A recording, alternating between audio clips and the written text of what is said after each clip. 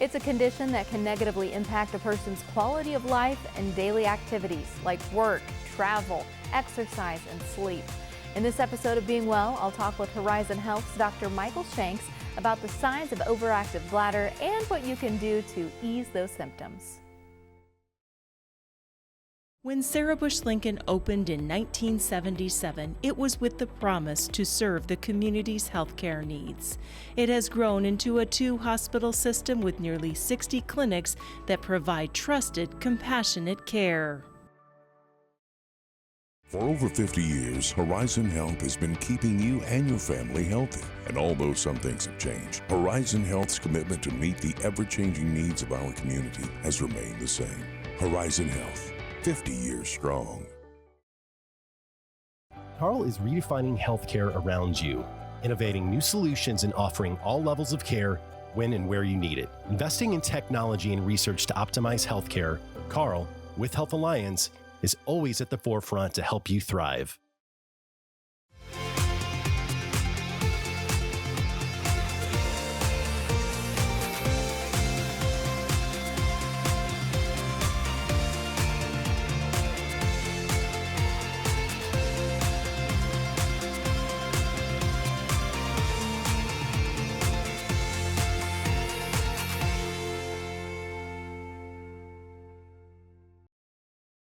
Thank you for joining us for another episode of Being Well. I'm your host, Lacey Spence, and today we are welcoming in a new guest to the show all the way from Horizon Health. We are welcoming in Dr. Michael Shanks.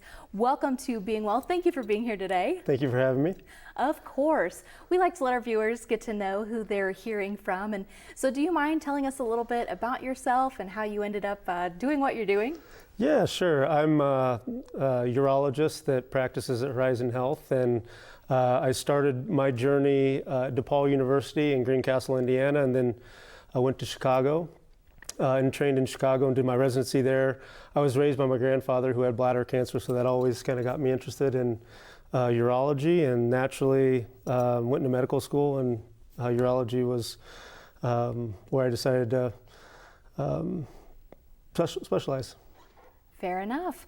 Well, I think a great place to start before we dive into our topic today, which is incontinence and overactive bladder, but you mentioned urologist. Not a lot of people maybe know what that doctor specializes in, so can you fill us in? Yeah, a urologist treats disorders of the genitourinary system and takes care of patients that have urinary disorders, and today I think we'll be talking about urinary incontinence. Yes, that's on the docket. And so I think we're going to start with overactive bladder. So kind of explain what that is. Yeah, so overactive bladder is a sensation of urgency. Typically, overactive bladder causes frequency and urgency, urinary frequency and urgency. The reason that this happens is a overactivity of this muscle. It's a abnormal connection between the bladder and the brain, and it causes frequency, urgency, and a sense of urgency preceding the leakage. So there's leakage always associated with this overactive bladder and urinary incontinence. So I didn't even think about this being connected to the brain. So this is kind of also a mental kind of brain game. A bit. There is some brain games that happen with urinary incontinence, but it's more of a neurological. The signals that are being sent from the bladder to the brain, then being sent back down to the bladder, are overactive, and so that causes an overactive bladder, which manifests itself with frequency and urgency. And so how does this happen? Does this impact everyone, or is there something that, I'm doing, bad bathroom habits? No, men, women, and children actually can be afflicted with this. However, mostly we're seeing this in older men and older women. As we age, the bladder ages with us. There's multiple things that contribute to this, such as urinary surgeries, abdominal surgeries. There's some dietary things that can contribute to urinary incontinence. So it's multifactorial. There's multiple things that typically contribute to overactive bladder. Okay, so is there a difference between what we've been talking about, overactive bladder, and then urinary incontinence?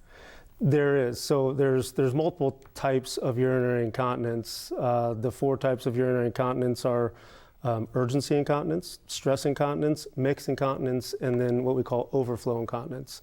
So overactive bladder and urgency incontinence go hand in hand, which is, again, the sensation, difficult to defer sensations of urgency prior to the leakage. And so that's called urgency incontinence. Stress incontinence typically manifests itself with leakage after what we call Valsalva maneuvers. And Valsalva maneuvers are anything that increases your intra-abdominal pressure: coughing, laughing, sneezing, jumping jacks, physical activity, going from a sitting to a standing position. So that's stress incontinence. And stress incontinence typically is due to a sphincter deficiency or what we call hypermobile urethra. And third type of incontinence is mixed incontinence. So some men and women have a predominance of one. There's a predominance of urgency incontinence or a predominance of mixed incontinence, but there's both. They have some urgency, but also some stress incontinence. And then lastly is overflow incontinence, and that's typically where the bladder fills to a point where it has to go somewhere. Either goes up to the kidneys and causes kidney insufficiency or leaks out from below. Oh no, that sounds problematic if it's coming back up. Is there any symptoms with that, or would I know it's happening? Not always. Okay. If there's a neurologic problem that's contributing to this, many times men and women don't know that this is happening, but it can cause some pain, some flank pain, very similar to kind of kidney stone pain. Okay, so we know to look out for that kind of ailment, that kind of feeling. You had already mentioned that this can impact men, women, and children. Can you kind of walk us through what does it kind of present like in those different categories? Typically, it's a progressive condition, so all of these overactive bladder, I deal typically with overactive bladder, stress incontinence, and mixed incontinence. And so it's usually a progressive condition that happens, after childbirth for a woman, for example, that causes stretching of the pelvic floor muscles and some dysfunctional voiding. And so childbirth, pelvic floor, any type of pelvic floor surgeries, hysterectomies, any type of procedures that are going to affect the pelvic floor can result in this. And so multifactorial, meaning multiple things contribute, but surgeries, aging, being overweight, different types of medications such as diuretics or water pills will cause some frequency and urgency. And then there's some congenital abnormalities that can also contribute. And I'm sorry, is that just for women? Or both men and women. Men and women. Both men and women. The difference between men and women is that a man has a prostate, and so that prostate results in, for lack of better terms, a plumbing problem, and women do not have that prostate. So for women, we're not dealing with the prostate, so there's less organs that may be contributing. In a man, the bladder can contribute, the prostate can contribute, the sphincter can contribute, the urethra can contribute. In a woman, it's the urethra and the bladder. Okay. Gotcha. So you're talking a lot about this, kind of the wear and tear, the age of the body, impacting older adults. But in children, what are we looking for because if I'm somebody who's maybe potty training my child or something like that, I'm not really thinking about, is this a leakage problem? Right. And in children, usually it's a pathology that's abnormal. And so most children are able to, after they're potty trained, are able to hold their urine at appropriate times and urinate or volitionally void at appropriate times. Typically in children, it's secondary to urinary tract infections or some kind of anatomic defect. As an adult urologist, I don't deal with a lot of pediatric urinary incontinence, but I do see them initially and get the workup started and then would send them to a pediatric specialist. So a lot of times it's an anatomic defect that's resulting in urinary incontinence, and a lot of times that's due to a urinary tract infection in kiddos, children. Okay, so we're talking about all of these different facets that, things are presenting, how they're presenting. At what point is it a problem? When do I need to talk to my doctor? Really, it becomes a problem when it causes a quality of life issue. Okay. And so if that means that you're changing your garments on a regular basis, or you have to know where every bathroom in your hometown is due to this urgency sensation. So really when it becomes a quality of life issue, and many times that will manifest itself with symptoms that are concerning, and that's, why am I going so much? Why am I urinating so much? Why am I leaking? Or why am I not emptying my bladder all the way? Okay. So how do we fix it? Yeah. You know, we're talking an awful lot about how it can be such a pain as far as your everyday life, but I mean, I'm sure the folks don't want to say, okay, that's me, what do I do next? Absolutely. Yeah, so as far as treatment for urinary incontinence, there's different treatments for the different types of urinary incontinence. So starting with overactive bladder or urgency incontinence, typically I talk to patients about dietary and lifestyle modifications, right? Avoid those things that contribute to urinary incontinence, such as caffeine, alcohol, spicy acidic foods, or the bladder irritants. So many folks have urinary issues at night. They're getting up frequently at night. Well, if you're drinking coffee or alcoholic beverages before nighttime, or there's a large volume, then what goes in must come out. And the caffeine and alcohol act like water pills. And so it causes more frequent urgent urination. So the first step is to try to determine what may be contributing to your urinary symptoms and fix those things. And many times it's things that we're consuming. And so dietary lifestyle modifications, making sure that the bowel is appropriate working order. Constipation, diarrhea can result in urinary symptoms. So avoiding those things. Again, some kind of medication, sometimes medications can cause this. So dietary and lifestyle modifications, if that isn't improving the urinary incontinence and overactive bladder, then we can talk about further conservative options. That would be like pelvic floor physical therapy is a very nice option that can, pelvic floor physical therapist is someone who works with the pelvic floor and determines what muscles need to be used to control the bladder. And so there's biofeedback that happens there. And so that's usually used as an adjunctive therapy alongside dietary and lifestyle modifications. Then if we're still having quality of life issues, we talk about medications. And so there are medications for overactive bladder. No specific medications for stress incontinence because it's more of an anatomic defect than overactive bladder is a muscle defect, the bladder muscle, which is called the detrusor muscle. So there are medications that slow that down, that decrease frequency, decrease urgency, decrease leakage. Many times folks fail medications or they don't want to take medications, so they're too expensive to take these medications. They're new medications and insurance won't cover them. So in that situation, we talk about advanced therapies for overactive bladder. Advanced therapies for overactive bladder, after we fail the dietary lifestyle modifications, medications are Botox is an option for men and women that have overactive bladder, and it decreases the muscle spasticity.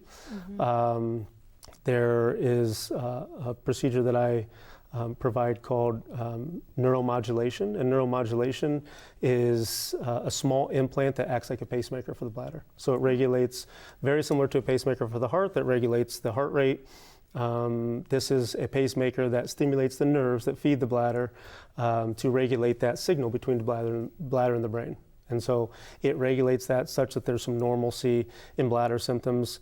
This implant, there's a trial period for this implant, so we are able to trial the period for a week to ensure that these men and women are going to get 50% improvement in their urinary symptoms. As long as they do, then insurance will cover the actual implantation, which is a second outpatient. Both these are outpatient procedures that are done in about 30 to 45 minutes. Ooh, that's a lot to take in. A lot to take in. That is for overactive bladder. For stress incontinence, as we said earlier, is usually due to a sphincter deficiency or urethral hypermobility, so that urethra is moving within the pelvic floor. And there are, traditionally we used to do slings for those women, and still slings are a very nice option and the gold standard.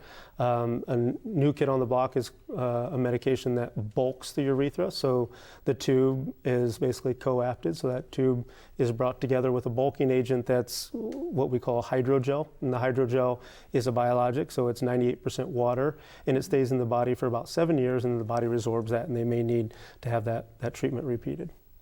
And I'm sorry, I've not been around the block per se. A sling, what is a sling?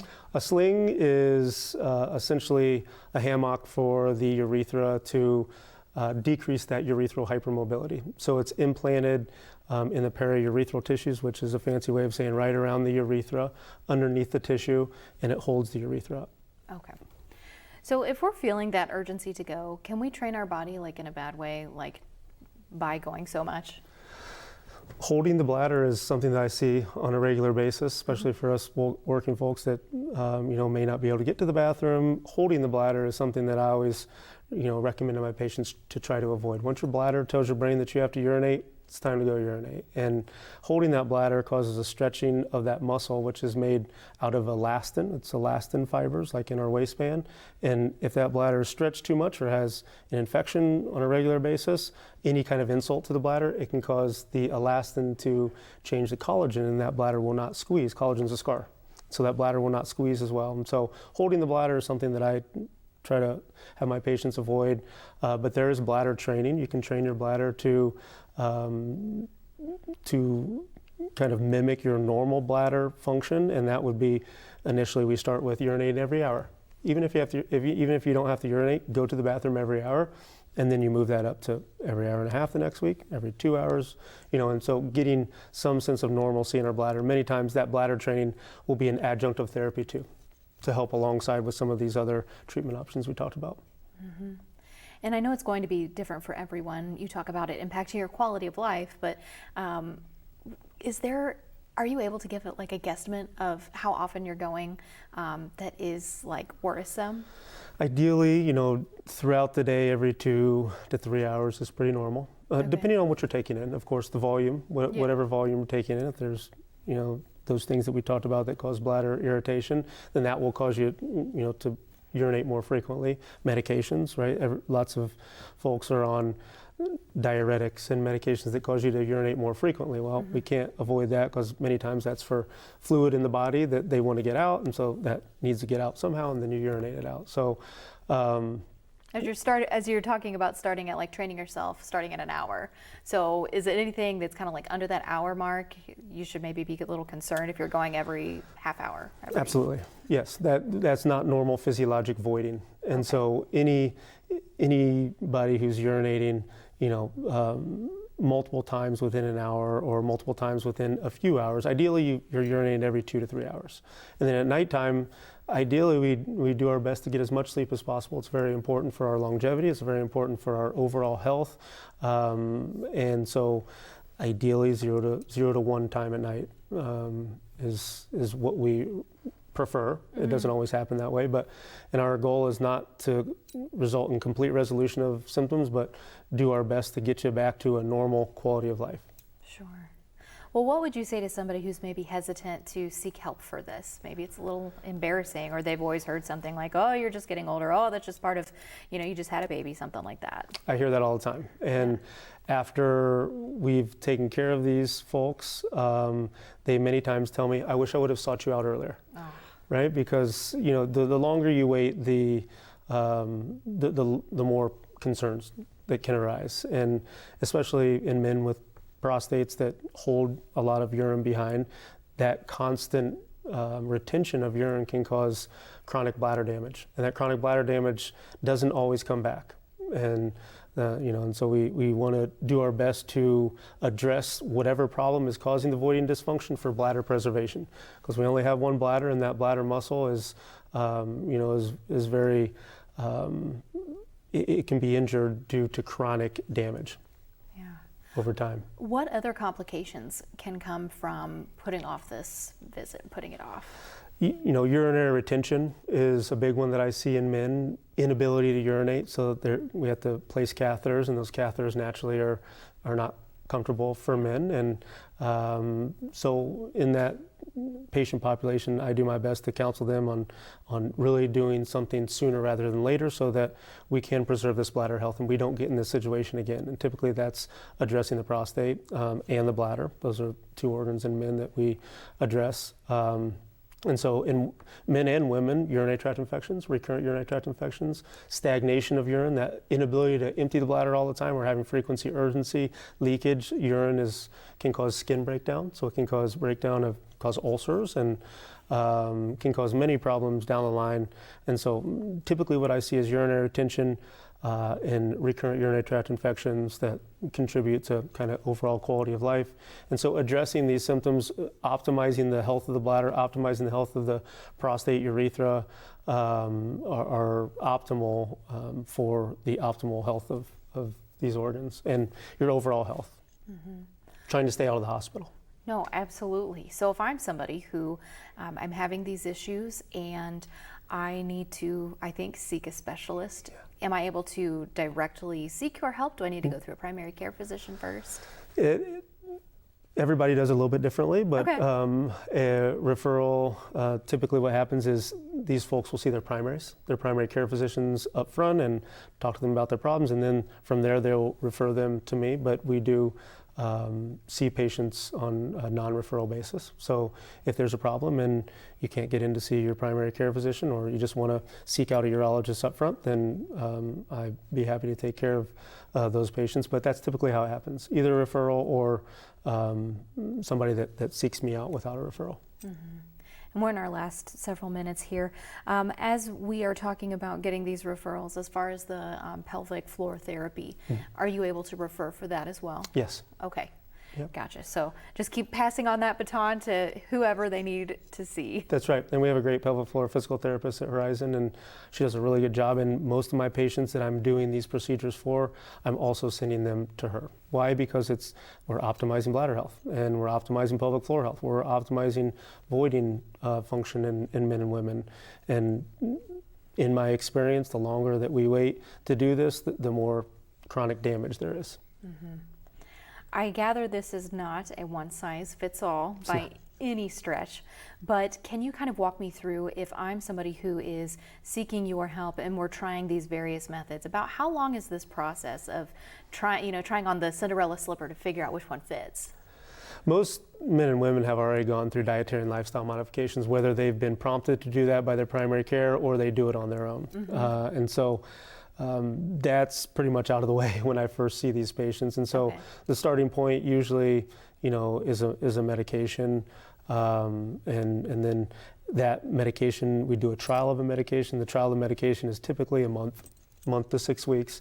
If there's no significant improvement, there's multiple types of overactive bladder medication. As you said, it's not a one-size-fits-all. Sure. And so we can, attempt older medications versus newer medications. There's only a few that I try, and if those in that 4 to 6 weeks they fail these medications, then they're candidates for advanced therapies. And so, ideally we would address these issues within a few months. Okay. If they fail medications, then we're moving on to advanced therapies. All minimally invasive, by the way, as well. Sure. All outpatient. The implant that you were talking about, you said that was outpatient, correct? It is, yes. Gotcha. If I'm somebody who has had that implanted and say it is working, but then I run into some sort of complications, what is something that I would need to call you about and say, hey, something's up? If the leakage changes in any way, if it deteriorates, then typically we have it's a multidisciplinary team. So we have reps that have a motherboard computer essentially that can control the settings on this, and so we have them reach out to the reps if there's any troubleshooting issues, and they work through that with them. And then if there's any surgical issues, then they come to us. But typically to answer your question, it's a deterioration of the symptoms. And then we would change the setting on the device and either increase the power therapeutic dosage to the nerves or decrease that therapeutic dosage. That's so high tech. Mm-hmm. That's very neat. It is. All right, so in our last minute or so, do you have any final thoughts for our viewers? Anything that you would like to say to them that is important for them to know? Yeah, I think it's important for all patients to know that addressing some of these urinary issues in a timely manner is important, so that we don't result in chronic damage to the bladder, chronic damage to the other organs that make us void on a regular basis. And I'm happy to help in any way that I possibly can. And to wrap us up, any short success story that comes to mind? Lots of success stories with urinary incontinence. Why? Because it's a pretty, it's a procedure. These procedures are something that cause an immediate effect. And so multiple that come to mind are folks that have urinary incontinence and bowel incontinence. And the neurostimulator affects both of those. So recently we had a patient that had dual incontinence, bowel and bladder, and we had near resolution of her symptoms, and she is happy as she could possibly be. And a happy patient makes me happy. So Absolutely. A total game changer for them, I'm sure. Absolutely. Awesome. Well, Dr. Michael Shanks, thank you so much for coming on Being Well. We so appreciate your time and knowledge. Happy to be here. Thank you. Of course. And we thank our viewers for joining us for this episode. We hope you learned something. We hope you go when you got to go. And we hope that you'll join us for our next episode.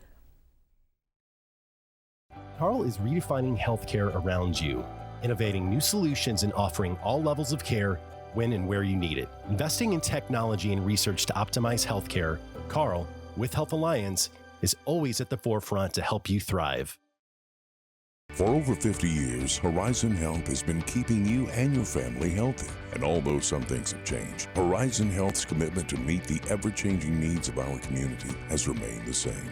Horizon Health, 50 years strong.